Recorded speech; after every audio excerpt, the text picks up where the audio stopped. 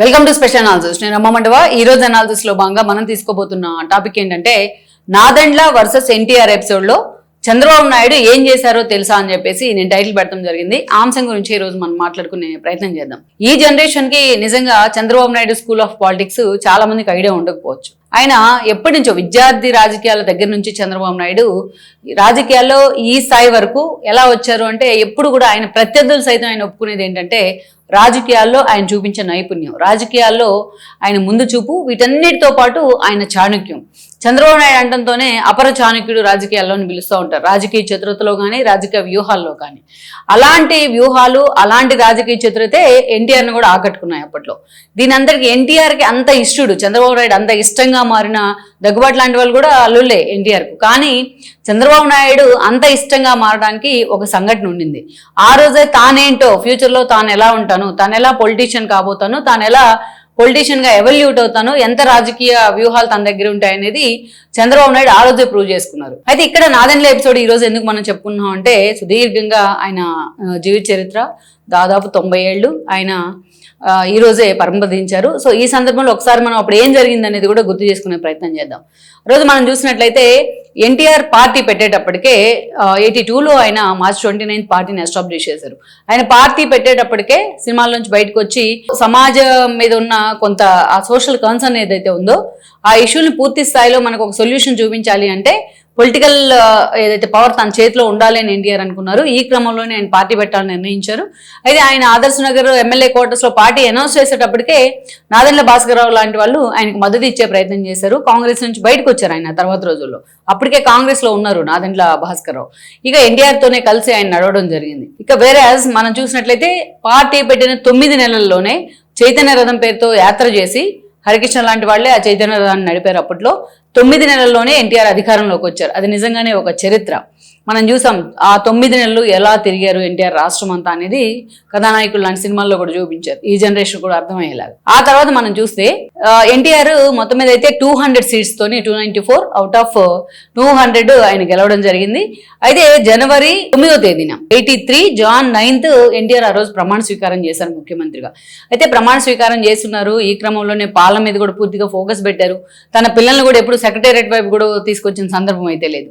అప్పటికి చంద్రబాబు నాయుడు కాంగ్రెస్ లో ఉన్నారు. ఎన్టీఆర్ పార్టీ పెట్టినప్పటికీ గతంలో అవసరమైతే తన మామ మీద నేను పోటీ చేయడానికన్నా రెడీ అంటూ కూడా అప్పట్లో కాంగ్రెస్ లో ఉండి ఆయన ఒక ప్రకటన చేశారంటారు. If it is fact or not, అది మాత్రం ఎప్పుడు ప్రచారంలోనే ఉంటుంది. ఆ తర్వాత ఆయన మంత్రిగా ఉన్నారు. కాంగ్రెస్ లో యువజన కాంగ్రెస్ నుంచి ఎమ్మెల్యే అయ్యి ఆ తర్వాత ఆయన మంత్రిగా కూడా పనిచేశారు. సినిమాటోగ్రఫీ, పశుసంవర్ధక శాఖ ఇవన్నీ చేశారు. సినిమాటోగ్రఫీ మంత్రిగా ఉన్న సమయంలోనే 81లో ఆయనకి భువనేశ్వర్తో వివాహం కావడం జరిగింది. అప్పటికి ఇంకా ఆయన టీడీపీలోకి వెళ్ళలేదు. 83లో ఎన్టీఆర్ పార్టీ ఒక ప్రభంజనంలో ఈయన కూడా ఓడిపోవడం జరిగింది. ఆ రోజు మేడసాని చేతిలో చంద్రగిరి నుంచి పోటీ చేసి చంద్రబాబు నాయుడు ఓడిపోయారు. ఆ రోజు ఓడిపోయిన తర్వాత కొద్ది రోజులకే ఎన్టీఆర్ వైపు టీడీపీలోకి వెళ్లే ప్రయత్నం అయితే చేస్తున్నారు. ఇక అప్పటికే భాస్కర్ రావు కూడా క్యాబినెట్ లో మినిస్టర్ గా ఉన్నారు ఎన్టీఆర్ క్యాబినెట్ లో. అయితే ఎన్టీఆర్ కి హార్ట్ ఇష్యూ వచ్చి ఉండింది. హార్ట్ ఇష్యూ కోసం దానికి సర్జరీ బైపాస్ సర్జరీ చేయించుకోవడం కోసం ఆయన అమెరికా వెళ్లాల్సి వచ్చింది. తొలిసారిగా ముఖ్యమంత్రి హోదాలో ఒక పర్యటన చేపట్టారు అమెరికాకి. తన హార్ట్ సర్జరీ కోసం ఆయన అమెరికా వెళ్లారు. ఇది జరిగింది ఎప్పుడు జరిగిందంటే జూలైలో జరిగింది. 83 జూలైలో ఆయన అమెరికా వెళ్ళడం జరిగింది. ఆ తర్వాత కొద్ది రోజులకి అప్పటి నుంచి పూర్తి స్థాయిలో కొన్ని కీలక పరిణామాలు జరుగుతున్నాయి ప్రభుత్వంలో. అక్కడ స్థానికంగా ఉన్న ఎమ్మెల్యేలకు తెలియకుండానే, ఎన్టీఆర్ అంటే కరడుగట్టిన ఫాలోయర్స్ ఉన్నారు చాలా మంది, వాళ్ళకి తెలియకుండానే నాదెండ్ల భాస్కరరావు కొన్ని చాలా చాకచక్యంతో కొన్ని పావులు కదిపారు. ఈ క్రమంలోనే ఆయన కాంగ్రెస్ పెద్దలతో కూడా ఆయన కీలక సంబంధాలు ఉన్నాయి, ఇందిరాగాంధీతో సహా. ఇందిరాగాంధీ లాంటి వాళ్ళ సహాయంతో ఆ రోజు ఏదైతే కొన్ని కీలక పరిణామాలు ప్రభుత్వానికి వ్యతిరేకంగా ఆయన మలుపు తిప్పడం జరిగింది. ఈ క్రమంలోనే కొంతమంది ఎమ్మెల్యేని తన వైపు లాక్కునే ప్రయత్నం చేశాడు. ఆయనకి అప్పటికే ఒక ఎక్స్పీరియన్స్, అప్పటికే పార్టీ మీద వచ్చిన కొంత కమాండ్ కానీ, టికెట్లు ఇచ్చే సమయంలో ఎన్టీఆర్ తో పాటు తాను కూడా ఆ విషయంలో కీలక భాగస్వామ్యం కావడం కానీ, ఇవన్నీ కొంతమంది ఎమ్మెల్యేలని తన వైపు వచ్చేలాగా చేసింది. దెన్ మనం చూసినట్టయితే ఒక కుట్ర జరుగుతోంది ప్రభుత్వంలో అనేది అందరూ కూడా స్మెల్ చేస్తూ ఉన్నారు. ఆ సమయంలో ఎన్టీఆర్ కూడా ఈ సమాచారం అందింది. ఎన్టీఆర్ హుటాహుటిన ఇండియాకి రావడం జరిగింది. ఇండియాకి వచ్చింది ఆయన ఆగస్టు 16న. అయితే అప్పటికే పూర్తి స్థాయిలో కొంతమంది ఎమ్మెల్యేలు నాదెండ్ల భాస్కర్ రావు పూర్తి స్థాయిలో తన వద్దకు చేర్చుకుని ఉన్నారు. ఈ క్రమంలోనే అదే రోజున హడావిడిగా వెళ్లి తానకు పూర్తిగా బలం ఉంది, మెజారిటీ ఎమ్మెల్యేలు 200 ఉన్నారు అక్కడ, కానీ 200 లో ఆయన దగ్గర ఉంది కేవలం ఒక 40 మెంబర్స్ కూడా లేరు. అయినా సరే ఎమ్మెల్యేల పూర్తి మద్దతు నాకే ఉంది అని చెప్పేసి అప్పుడు గవర్నర్ గా రామ్లాల్ ఉన్నారు, ఆయన దగ్గరికి వెళ్లి రాజ్భవన్ లో పరేడ్ చేసి వాళ్ళతోని ఆయన చేసిన తర్వాత అప్పటికప్పుడు ఎన్టీఆర్ కి బలం లేదు, పూర్తి స్థాయిలో నాదెండ్లకు బలం ఉందని చెప్పేసి ఆయన్ని సీఎం గా అనౌన్స్ చేయడం జరిగింది గవర్నర్ బంగ్లా నుంచి. అప్పటికప్పుడు ఆయన ప్రమాణ స్వీకారం కూడా చేశారు. అయితే అప్పటి నుంచి ఒక ప్రజా ఉద్యమం జరిగింది రాష్ట్రంలో. ఈ ప్రజా ఉద్యమం సమయంలోనే ఆ రోజు గవర్నర్ ఏమన్నారంటే, మీరు పెరేడ్ చేయండి రాజ్భవన్ లో, మొత్తం మీ బలాన్ని నిరూపించుకోండి అని చెప్పి ఒక 31 days టీడీపీకి సమయం ఇవ్వడం జరిగింది. ఈ క్రమంలోనే ఒక గందరగోళం రాష్ట్రంలో. ప్రజలు ఎన్నుకుంటే ప్రజల చేత ఎన్నుకోబడింది టీడీపీ ప్రభుత్వం, ఎన్టీఆర్ పూర్తి స్థాయిలో ముఖ్యమంత్రి అయ్యారు. కానీ ఆయన వచ్చిన దాదాపు సంవత్సరం కూడా కాకుండా ఆయన పూర్తి స్థాయిలో ఆ ప్రభుత్వం తిరగబడే ప్రయత్నం చేయడం, పూర్తి స్థాయిలో ప్రభుత్వాన్ని బర్తరఫ్ చేసేలాగా, ఎన్టీఆర్ ప్రభుత్వాన్ని బర్తరఫ్ చేసేలాగా గవర్నర్ నిర్ణయం తీసుకోవడం ప్రజల్లో చాలా సీరియస్ గా ఆగ్రహం పెళ్లిబురికింది. మొత్తం రాష్ట్ర వ్యాప్తంగా ఎలా అయితే ఎన్టీఆర్ కోసం ఓడేయడానికి వచ్చారో అంతకంటే ఎక్కువ మంది నాదెండ్ల భాస్కర్ రావును అప్పుడు ఆ స్థానంలోంచి దించడానికి రోడ్ల మీదకి రావడం జరిగింది. పాపం ముఖ్యమంత్రిగా 1 month ఉన్నారు ఆయన. August 16th నుంచి September 16th వరకు ఆల్మోస్ట్ ఒక 1 month ముఖ్యమంత్రి పదవిలో ఉన్నప్పటికీ బట్ ఆ ముఖ్యమంత్రి పదవిని ఆయన పూర్తిగా ఎంజాయ్ చేయలేకపోయారు, పూర్తిగా పనిచేయలేకపోయారు. అసెంబ్లీ సెషన్స్ పెట్టినా కూడా ఒక రగడయ్యేది, ఎక్కడికక్కడ గొడవలు అవుతా ఉండేవి, ఎమ్మెల్యేలంతా మొత్తం గొడవ న్యూసెన్స్ ఉండేది. అదేవిధంగా ఎప్పుడు చూడండి లా అండ్ ఆర్డర్ మీద ఫోకస్ పెడతానికే వాళ్ళ టైం అంతా సరిపోయేది అధికారులది. ఏదో ఒక రూపంలో టీడీపీ ఫాలోవర్స్, టీడీపీ కార్యకర్తలు, ఎన్టీఆర్ అభిమానులు రోడ్డు మీదకి వచ్చి ప్రొటెస్ట్ తెలుపుతూ ఉండేవాళ్ళు. రామ్లాల్ దగ్గర నుంచి నాదెండ్ల భాస్కరరావు దాకా, ఇందిరాగాంధీ దాకా, అందరూ కాంగ్రెస్ దాకా అందరి దిశబొమ్మలంతా తగలబెడుతూ ఉండేది. ఈ న్యూసెన్స్ ఉండేది అప్పుడు రాష్ట్రం మొత్తం. అందుకే ఆ 1 month ఎలాంటి అధికారిక కార్యక్రమాలు కూడా నాదెండ్ల భాస్కరరావు ముఖ్యమంత్రి హోదాలో చేపట్టలేని పరిస్థితి ఉండింది. ఇది జరుగుతూ ఉన్న సమయంలో ఆ రోజు చంద్రబాబు నాయుడు చేసిన ఒక కీలకమైన రోల్ ఏంటంటే, ప్లే చేసిన రోల్, ఆ రోజు ఎమ్మెల్యేల మొత్తాన్ని కూడా పూర్తి స్థాయిలో అప్పటికే కొంత అవగాహన ఉండింది ఆయనకు, పూర్తి స్థాయిలో కొంత సిస్టమ్ మీద కూడా అవగాహన ఉండింది. ఎలాగో పెరేడ్కి 31 days టైం ఇచ్చారు కాబట్టి ఎమ్మెల్యేలతో పెరేడ్ చేయించడానికి.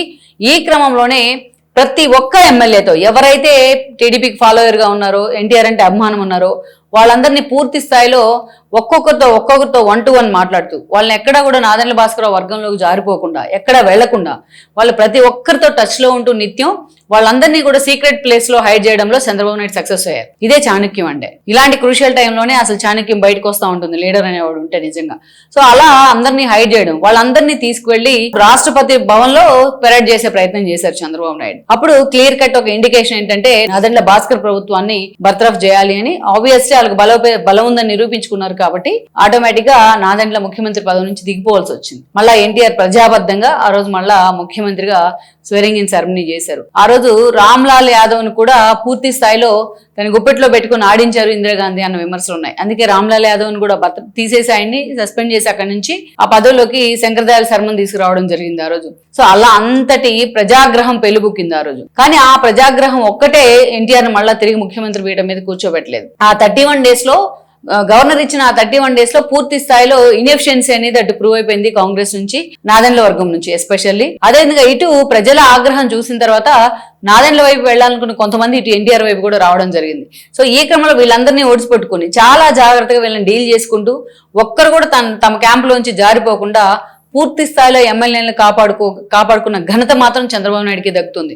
అందుకే అప్పుడు చంద్రబాబు నాయుడు పనితనాన్ని గుర్తించే ఎన్టీఆర్ ఆ తర్వాత రోజుల్లో అతనికి ప్రధాన కార్యదర్శి పదవి కూడా ఇచ్చారు, పార్టీలో కూడా చాలా కీలకం చేశారు.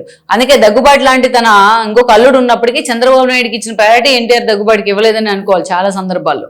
సో అలా చంద్రబాబు నాయుడు చాణక్యం ఏంటి అనేది ఫస్ట్ టైం టీడీపీ ఎమ్మెల్యేలకు కానీ ఎన్టీఆర్ తో పాటు రాజకీయాల్లోకి వచ్చిన టీడీపీ నేతలకు కానీ తెలిసిన సందర్భం ఏది అంటే నాదెండ్ల ఎపిసోడే.